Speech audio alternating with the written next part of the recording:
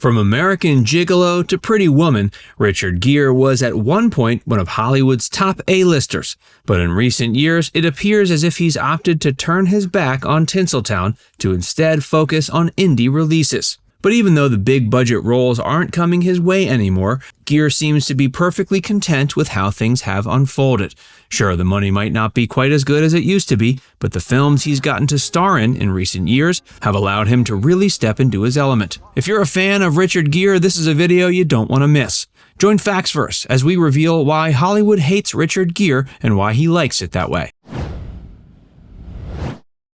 The China Connection. A surprising amount of financing that Hollywood relies upon nowadays comes from China.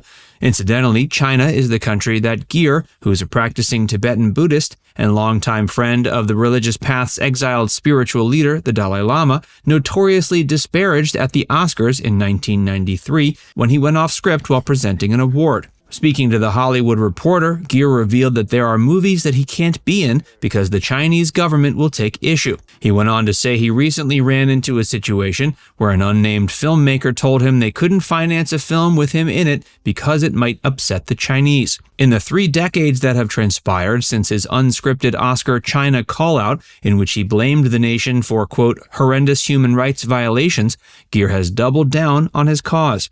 In 2008, he called for a boycott of the Olympics. Part of that boycott would involve pressuring China to recognize Tibet as an independent state. Beyond that, Gere has regularly spoken out against the country in numerous interviews. Clearly, he isn't about to back down from his views. Even though Gere has managed to maintain an active acting career, appearing in indie flicks such as Norman and The Dinner, he claims that even some smaller budget films have balked at the idea of bringing him on set.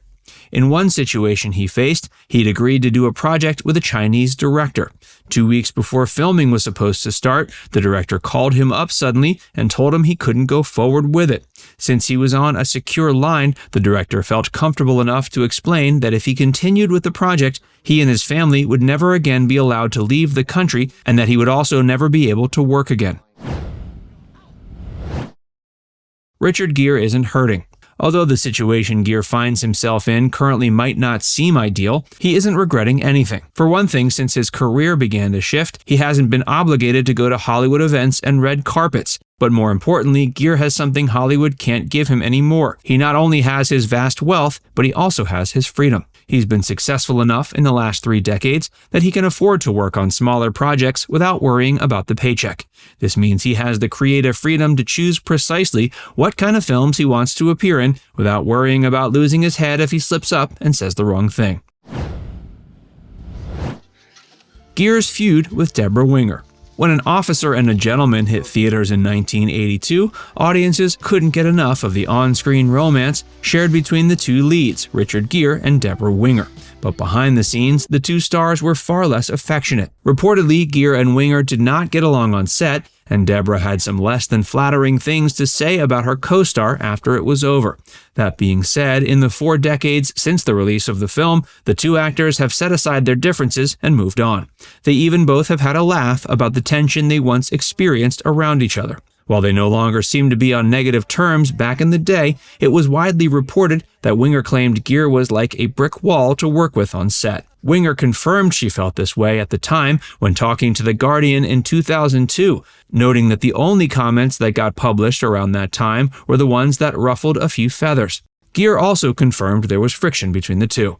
He wrote that on-screen chemistry between him and Winger was terrific, but it was a different story when the cameras weren't rolling. In 2018, while appearing on Watch What Happens Live, Winger explained it wasn't just Gere who gave her trouble during the filming of Officer and a Gentleman. She explained there were bad men running the show that took the fun out of it. She made a point to note it wasn't director Taylor Hackford she was referring to, but rather other pigs from the studio that, as she put it, dirtied the waters. Winger relayed how she and Gere frequently run into each other, and instead of holding grudges, they merely joke about their old feud. In fact, in 2011, after Gere received a Lifetime Achievement Award at the Rome Film Festival, which Winger presented to him, she expressed gratitude for all the kindness he had shown her over the years. and referred to him as a great human citizen of the world. Later, Gere told Film Festival Traveler in 2012 that he hadn't seen Winger in a long time and it was nice to see her at the Rome Film Festival. He complimented her acting by saying that she has a really interesting quality.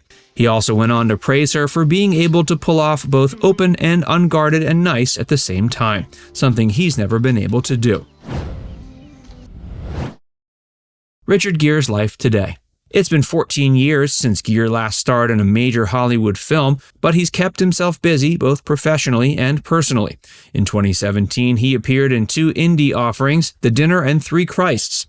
On TV, he appeared in 8 episodes of the BBC thriller series Mother, Father, Son in 2019.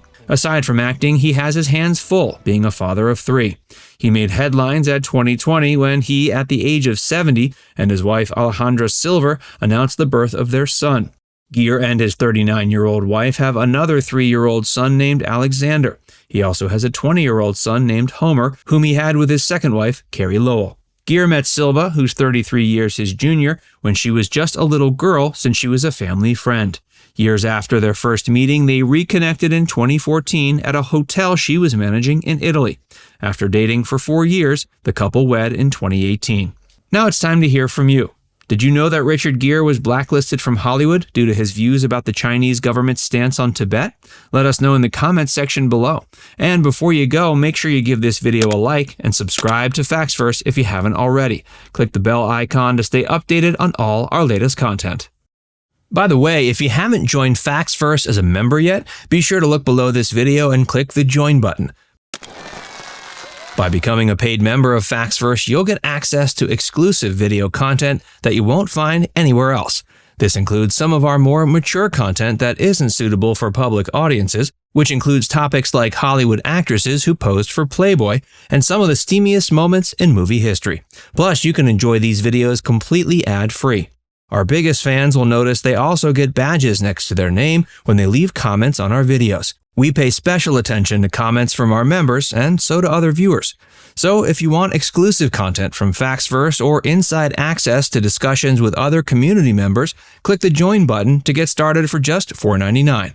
There are hours of members-only videos waiting for you, with new videos added every month. And we're actively working on bringing even more features to help fans like you connect with other members and get more of your favorite content. Just click join, and we'll see you inside the membership tab.